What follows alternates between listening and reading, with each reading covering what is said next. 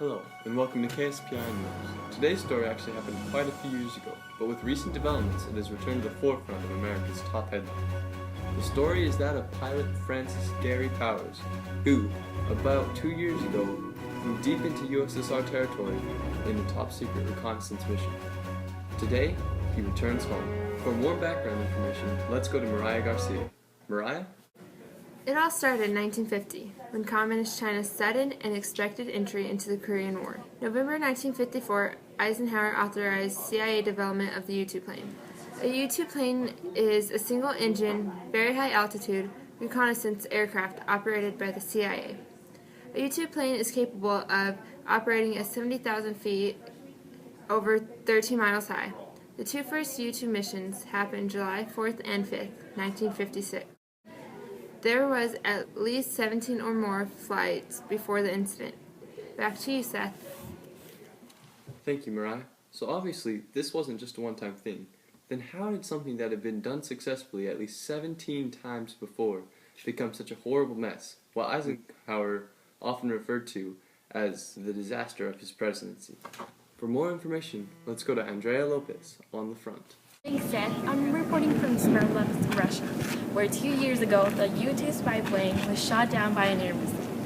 There are many mysteries around this incident, but what we do know is that on May 1st of 1960, the CIA pilot Francis Gary Powers was floating his yellow parachute right where I'm standing.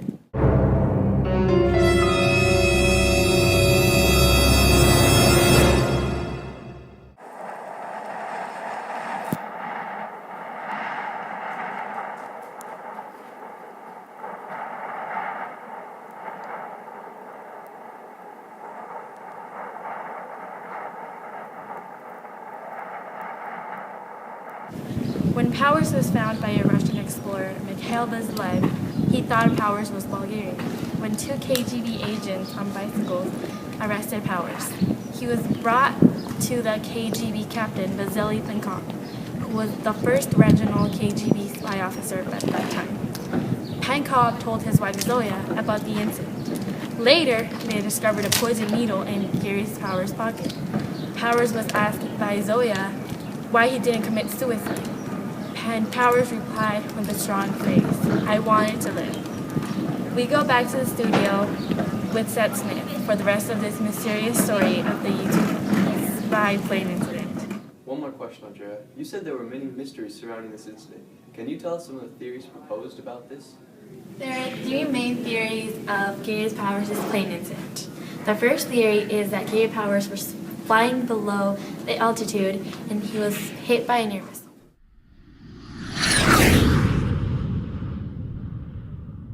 The second theory is that he actually landed the plane in the Soviet Union.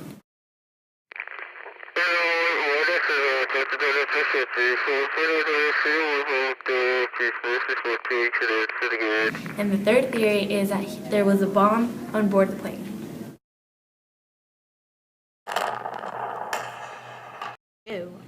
For many months after the incident, the only public knowledge was that a plane had gone down over USSR territory. The U.S. released a statement saying that it was a weather plane that had gotten off course and had difficulties. This excuse seemed viable as the CIA had reassured Eisenhower that the plane had self-destruct capabilities and that the pilot was instructed to kill himself. However, nobody knew that pilot Francis Gary Powers was actually alive. The USSR kept that a heavily guarded secret.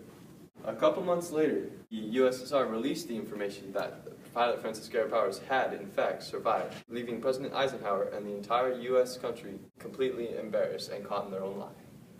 But what happened to Francis Gary Powers after the incident? For more information, let's go to Haley Coleman. After his plane was shot down, Gary Powers was captured and convicted of espionage. He was convicted to 3 years in prison and 7 years of hard labor, although he only served a year and 9 months. The United States exchanged him for a Russian hostage. This was the first prisoner exchange. Thank you, Haley. Can you describe the long-term effects on both countries and how it affected their relationship? The 1964 Paris summit between President Eisenhower, Nikita Khrushchev, Harold Macmillan, the British Prime Minister, and Charles de Gaulle the French Republic's president collapsed, mostly because Eisenhower refused to apologize for the incident. This deteriorated all relations between the Soviet Union and America. The incident showed that even high-altitude flights were vulnerable to missiles. This incident emphasized high-speed, low-level flights for bombers. The supersonic F-11 was developed shortly afterwards. The Corona spy satellite and the development of the Lockheed A-12 were accelerated after the incident. The U-2 spy plane incident had a lot more significance than most people give it credit. Had it not happened, the Four-Power Paris Summit might have turned out much differently. Had it turned out much differently, Nikita Khrushchev might have led the USSR in a much different direction, one that was much more lenient to the United States. During that time, the Cold War was beginning to wind down just a little bit. It is speculated that had the U-2 spy incident not happened, neither would the Cuban Missile Crisis, or much that came afterwards. The U-2 spy plane incident prolonged the war much longer than it had to go. That concludes the U-2 spy plane on KSPI. Please come back after the short break. Thank you, and goodbye.